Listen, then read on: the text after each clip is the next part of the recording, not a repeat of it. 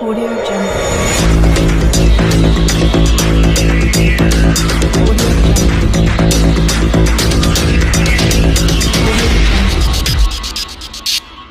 प्यारे बच्चों, स्वागत है आप सभी का बुध स्टडी पॉइंट के यूट्यूब चैनल में।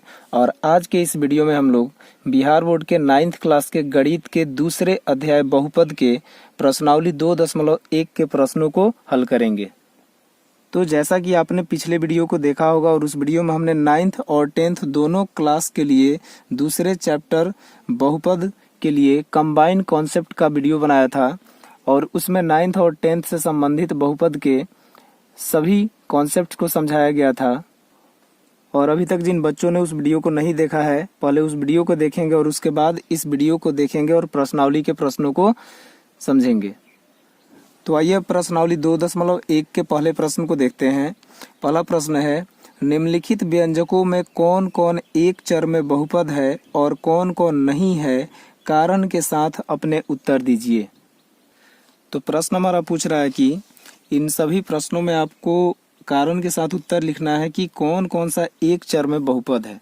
तो बहुपद में आप सभी को बताया गया था कि अंग्रेजी के जो अक्षर होते हैं उन्हें हम चर जैसे कि x, y, z इन सभी को हमने चर माना था और जो अंक थे या संख्या उनको हमने अचर बोला था, जैसे कि 2, 3, 4 ये सब क्या है, अचर है। तो अब हमें एक चर वाले बहुपद को देखना है कि किस किस बहुपद में सिर्फ एक चर शामिल है, या तो सिर्फ x हो या सिर्फ y हो या सिर्फ z हो। इनके अलावे भी अंग्रेजी के कोई अक्षर हो तो सिर्फ एक ही अक्षर होना चाहिए उसमें, तब जाकर के एक चर का बहुपद कहलाएगा। तो यहाँ पे आप पहला देख रहे हैं 4x² - 3x + 7। अब यहाँ पे देख रहे हैं कि दो चर हैं x, तो यहाँ दोनों सेम है। ये जो है कि 3 बीजीय व्यंजकों को मिलाकर के बहुपद बनाया गया है और इसमें जो चर है दोनों जगह पे x दिखाई दे रहे हैं। और दूसरा कंडीशन कि यहाँ पे जो चर है उसका घात एक पूर्ण संख्या भी है, तो इस आधार पर हम कह सकते हैं कि यह जो है एक नंबर 4x² - 3x + 7 ये जो है एक चर में बहुपद है। तो यहाँ पे लिखेंगे, एक नंबर के लिए उत्तर लिख रहे हैं कि यह एक चर में बहुपद है। सिर्फ x इसमें शामिल है, एक चर में बहुपद है। बहुपद होने का इसका दूसरा रीजन ये भी आ रहा है कि इसमें जो चर राशि का घात दिया है वो भी क्या है, हमारा पूर्ण संख्या है। तो हम ये भी लिख सकते हैं,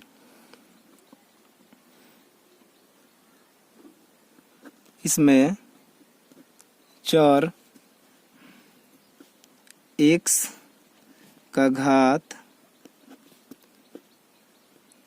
एक पूर्ण संख्या है। तो ये रहा हमारा इसका कारण और ये हमारा स्पष्टीकरण के साथ इसका उत्तर भी हो जाता है। उसी प्रकार दूसरे को देखें तो दूसरा हमारा है y² + √2। तो यहाँ पे y एक चर है जिसके घात की अगर बात करें तो 2 है और यहाँ y के अलावा दूसरा कोई अंग्रेजी का अक्षर भी नहीं दिख रहा है, तो इसलिए हम कहेंगे कि यह भी क्या है, एक चर में बहुपद है। तो इसको हम इस प्रकार भी लिख सकते हैं कि y² + √2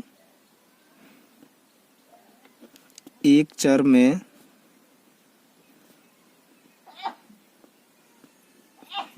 बहुपद है, क्योंकि इसमें चर की घात एक पूर्ण संख्या है। अब तीसरे प्रश्न को देखें तो 3√t + t√2 है। अब यहाँ पे देख रहे हैं, यहाँ पे t हमारा चर है और इसका घात एक पूर्ण संख्या 1 है, लेकिन यहाँ पे √t है, ये भी चर है। तो किसी बीजीय व्यंजक से बने बहुपद में जितने भी चर होते हैं सभी का घात एक पूर्ण संख्या होना चाहिए, तभी जाकर के वो बहुपद होता है, अन्यथा बहुपद नहीं होता है। तो यहाँ पर तो t का पावर जो है कि पूर्ण संख्या है, लेकिन यहाँ पर t रूट के अंदर है, इसको अब जब बाहर निकालिएगा तो इसका पावर जो है कि एक पूर्ण संख्या प्राप्त नहीं होगा। इस आधार पर हम कह सकते हैं कि यह एक चर में बहुपद नहीं है। तो आप ये लिख सकते हैं तीसरे के लिए। अब आइए चौथा देखते हैं कि y प्लस 2/y। तो यहाँ पे आप देख रहे हैं कि यहाँ y जो है बटा में है, जब इसको आप ऊपर लेके जाइएगा तो ये आपको प्राप्त होगा y प्लस 2y और इसका पावर हो जाएगा -1। तो यहाँ पे y का पावर जो है एक पूर्ण संख्या नहीं है। तो चौथे के लिए हम क्या लिख सकते हैं कि y प्लस 2y का पावर -1 एक चर में बहुपद नहीं है, क्योंकि इसमें प्रत्येक चर की घात एक पूर्ण संख्या नहीं है। अब यहाँ पांचवें प्रश्न को देखें, x का पावर 10 प्लस y का पावर 3 प्लस t का पावर 50। तो यहाँ पे तीन अलग अलग चर हैं और इनकी घात जो है पूर्ण संख्याएं हैं। तो इस आधार पर हम कह सकते हैं कि यह एक चर में तो बहुपद नहीं है, लेकिन यह तीन चर वाला बहुपद है। तो इसके लिए हम लिख सकते हैं कि यह तीन चर में बहुपद है। आइए अब दूसरे प्रश्न को देखते हैं। निम्नलिखित में से प्रत्येक में x स्क्वायर का गुणांक लिखिए। तो प्यारे बच्चों, अब हमें दूसरे प्रश्न के लिए इसमें जो भी हमारे बहुपद या व्यंजक दिख रहे हैं, इसमें हमें सिर्फ x स्क्वायर के गुणांक को लिखना है। x स्क्वायर का जो भी गुणांक होगा, तो आइए सबसे पहले हम गुणांक को समझ लेते हैं कि गुणांक का अर्थ क्या होता है। गुणांक, इसको अगर आप देखें तो इसमें दो शब्द मिले हुए हैं। गुणांक की अगर बात करें तो इसमें दो शब्द मिले हुए हैं, जिसमें पहला शब्द है गुणा और दूसरा शब्द है अंक, अर्थात कि वह अंक जिससे गुणा किया गया हो। तो इस आधार पे हमें गुणांक को देखना है और वो भी एक्स स्क्वायर के गुणांक को देखना है। यानी कि अब हमको ये पता लगाना है कि एक्स स्क्वायर में किस किस अंक से गुणा किया गया है और उन्हीं अंकों को हमें लिख देना है। तो अब अगर पहले प्रश्न की बात करें तो 2 plus x square plus x है और यहाँ पे एक्स स्क्वायर का हमें गुणा का अंक लिखना है, गुणांक लिखना है। तो अब यहाँ पे एक्स स्क्वायर के पहले तो कोई अंक दिख नहीं रहा है, तो कोई अंक नहीं है। इसका मतलब क्या है, यहाँ पे तो 1 है, क्योंकि 1 सभी चर राशियों के साथ में होता है। तो इस आधार पे हम कह सकते हैं कि यहाँ पे एक्स स्क्वायर का गुणांक क्या है, 1 है। तो यहाँ पे हम लिखेंगे इसके लिए कि एक्स स्क्वायर का गुणांक बराबर कितना हो जाएगा, 1 हो जाएगा।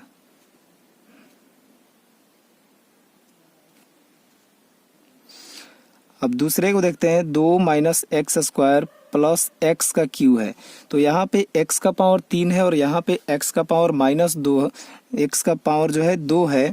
तो हमें इसमें से सिर्फ x के पावर 2 वाले के गुणांक को लिखना है। तो यहाँ एक्स स्क्वायर के पहले माइनस है और यहाँ कोई अंक नहीं दिख रहा है, तो यहाँ भी पहले क्वेश्चन के जैसा 1 जो है कि है।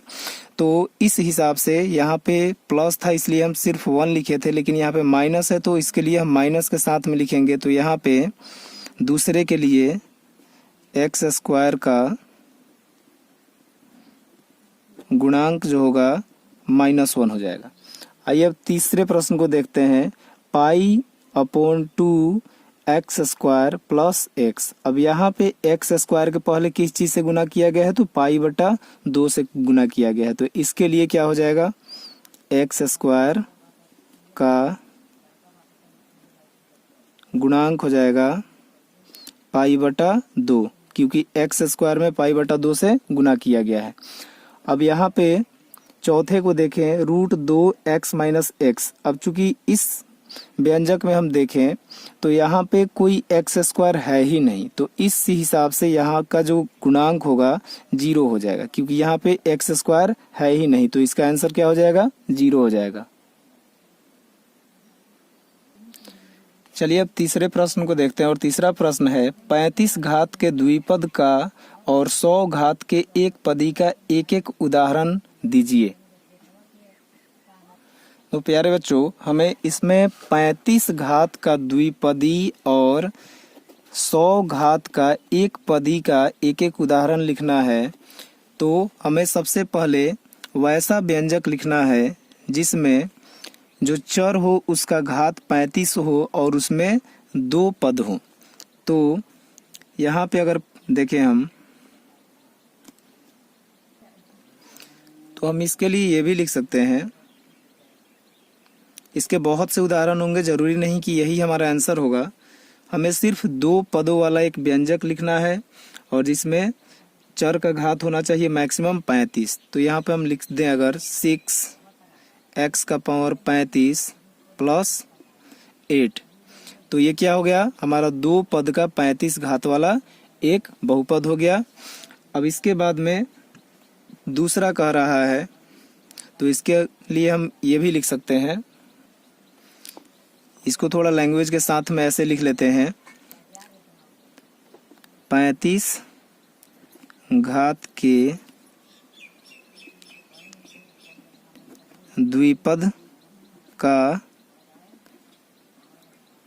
उदाहरण क्या हो जाएगा, 6x का पावर 35 प्लस 8। अब कह रहा है कि 100 घात का एक पद वाला उदाहरण लिखना है, यानी कि घात 100 होना चाहिए। तो 100 घात के एक पद कह रहा है,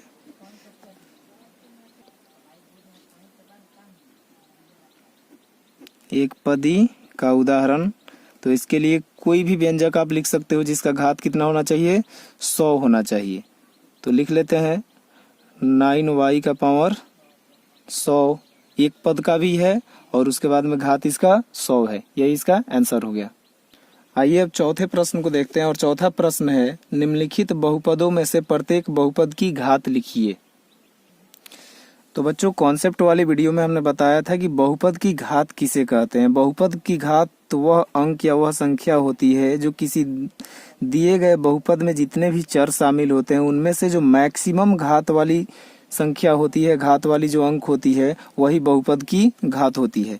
तो यहाँ पहले अगर बहुपद की बात करें 5x³ plus 4x² plus 7x की, तो यहाँ पे आपको चर राशि के घात को देखना है। तो यहाँ पे घात कितना है, 1 है, यहाँ घात 1 है, यहाँ 2 है और यहाँ 3 है। तो इसमें जो सबसे बड़ी संख्या है वही इस पूरे बहुपद की घात हो जाएगी। तो 1 नंबर के लिए हम क्या लिख सकते हैं कि बहुपद की घात बराबर, यहाँ 1 की 2 3, सबसे ज्यादा 3 है, तो बहुपद की घात जो बड़ी संख्या है वही 3 वाली बहुपद की घात हो जाएगी। इस पूरे बहुपद की घात क्या हो जाएगी, 3 हो जाएगी। यहाँ पे बहुपद की घात यहाँ 4 है, तो 4 को हम ऐसे भी लिख सकते हैं कि 4x का पावर 0 और माइनस y²। तो यहाँ पे हम देख रहे हैं कि यहाँ x का पावर 0 हो रहा है, यहाँ y का पावर 2 है। तो ये बहुपद तो है, 2 चर वाला भी बहुपद बन जा रहा है। यहाँ पे हम y का पावर भी 0 रख सकते हैं, तो 1 चर वाला बहुपद हो गया। लेकिन यहाँ पे सबसे बड़ी जो संख्या है घात वाली वो क्या है, 2 है। तो 2 नंबर के लिए हम लिख सकते हैं बहुपद की घात बराबर 2, क्योंकि यहाँ मैक्सिमम नंबर क्या है घात के लिए, 2। यहाँ तीसरे प्रश्न को देखें, 5t माइनस √7। तो यहाँ पे t का पावर कुछ नहीं है तो क्या है, 1 है, और यहाँ पे एक यही चर दिख रहा है, तो इसी के पावर को हम यहाँ पे लिख देंगे इसके आंसर के लिए। तो यहाँ पे अब लिख देंगे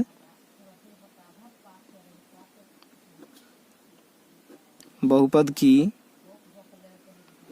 घात बराबर क्या हो जाएगा, 1 हो जाएगा। उसके बाद में ये चौथे प्रश्न को देखें, तो चौथा प्रश्न 3 है। 3 को हम क्या लिख सकते हैं कि 3 गुने x का पावर 0 या कोई भी चर यहाँ पे रख सकते हैं। तो अब यहाँ पे चर x की घात क्या है, 0 है, तो इस बहुपद, ये एक अचर बहुपद है, तो इस बहुपद की घात क्या हो जाएगी, 0 हो जाएगी। तो लिखेंगे बहुपद की घात बराबर 0। प्यारे बच्चों, अब इस प्रश्नावली का आखिरी सवाल है, बताइए कि निम्नलिखित बहुपदों में कौन कौन बहुपद रैखिक है, कौन कौन द्विघात है और कौन कौन त्रिघाती है।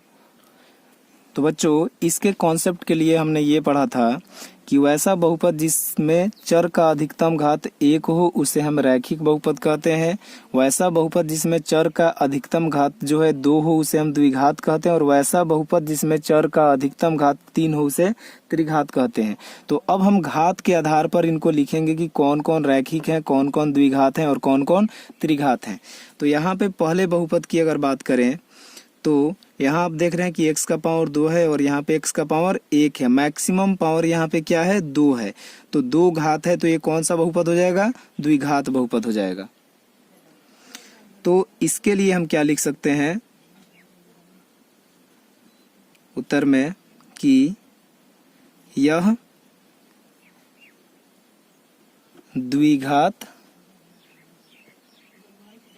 बहुपद है। उसके बाद में दूसरे प्रश्न को देखें तो दूसरा है x माइनस एक्स क्यू। यहाँ पे x का पावर 1 है और यहाँ पे x का पावर क्या है, 3 है। मैक्सिमम पावर क्या है, 3 है। तो यह हमारा हो जाएगा 3 घात वाला बहुपद है, तो ये त्रिघात बहुपद हो जाएगा। तो दूसरे के लिए हम लिख सकते हैं, दूसरे के लिए लिख सकते हैं कि यह त्रिघात बहुपद है। उसके बाद में तीसरा देखें, तीसरा है y plus y square plus 4। यहाँ पे y का पावर 1 है और यहाँ पे y का पावर 2 है। इसमें मैक्सिमम पावर जो है 2 है, तो 2 पावर वाले या 2 घात वाले बहुपद को हम क्या कहते हैं, द्विघात बहुपद कहते हैं। तो तीसरे के लिए हम क्या लिख सकते हैं,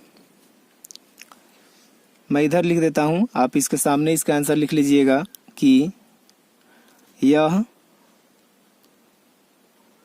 त्रिघात बहुपद है। उसके बाद में चौथे प्रश्न को देखें तो 1 प्लस एक्स का पावर क्या है, 1 है। तो यहाँ पे चर का घात 1 है, तो 1 घात वाले बहुपद को हम क्या कहते हैं, रैखिक कहते हैं। तो चौथे के लिए हम लिख सकते हैं यह रैखिक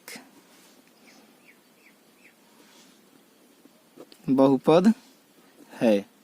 उसके बाद पांचवे को देखें तो यहाँ पे 3t है और t हमारा यहाँ पे चर है जिसका पावर क्या है, 1 है। तो ये भी क्या हो जाएगा, रैखिक हो जाएगा। तो इसके लिए भी हम क्या लिखेंगे कि यह रैखिक बहुपद है।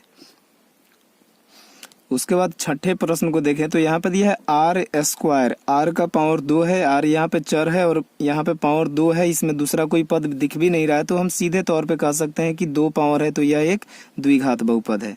तो हम सीधे लिख देंगे इसके लिए यह द्विघात बहुपद है। अंतिम प्रश्न है इसका 7x3। यहाँ पे चर का मैक्सिमम घात क्या है, 3 है। तो इसके लिए हम लिखेंगे यह त्रिघात